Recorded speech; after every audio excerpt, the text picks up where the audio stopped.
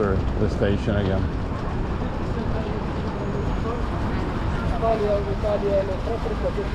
I have to check that it's running. It's still running.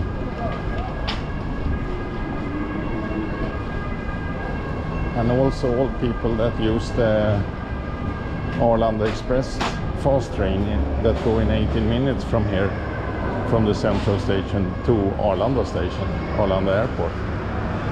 They changed the platform to the middle of August. But when you arrive here, you just look carefully and you're gonna find where is the track. I see it already, it's the yellow on the sign on the floor here. Track 10, they say. So it just goes straight. And of course you buy the ticket here for Arlanda Express already. Don't do it on the train, they take much more. It's not same price.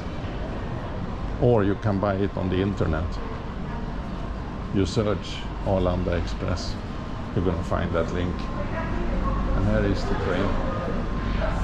You see the platform is higher because this train is not used to go from this platform, so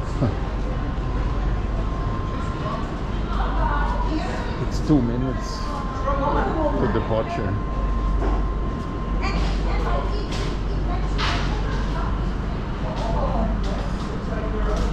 So now it's on the way.